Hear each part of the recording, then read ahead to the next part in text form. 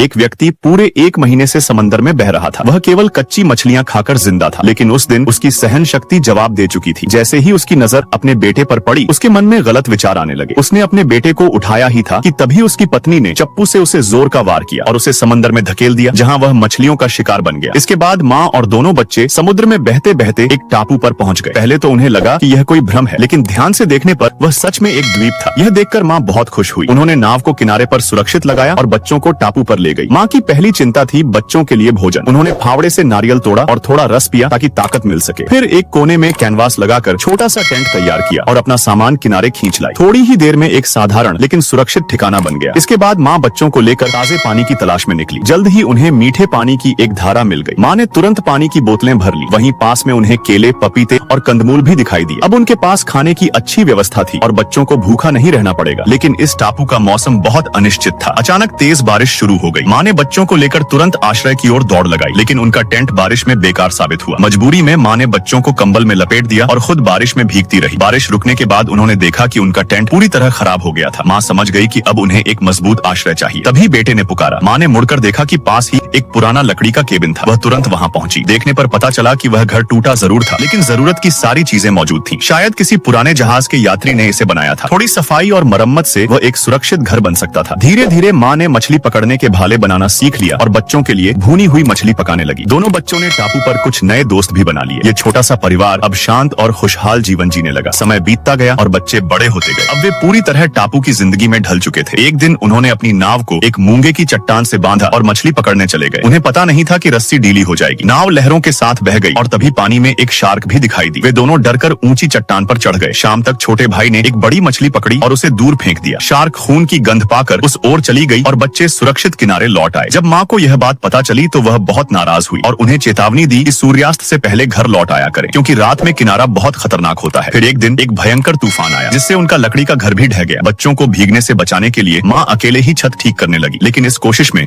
उन्हें तेज जुकाम हो गया, जो धीरे धीरे गंभीर बीमारी में बदल गया। वह बिस्तर से उठ नहीं सकी। अपने आखिरी समय में उन्होंने बच्चों से कहा कि वे एक दूसरे से प्यार करें, हमेशा साथ दें और हिम्मत से जीवन जी। उन्होंने यह भी बताया कि जॉन भले ही गोद लिया गया था, लेकिन उन्होंने उसे हमेशा अपने सगे बेटे की तरह ही माना। आखिरी बार माँ ने अपने बेटे को गले लगाया और हमेशा के लिए उन्हें छोड़ दिया। Subscribe for part 2।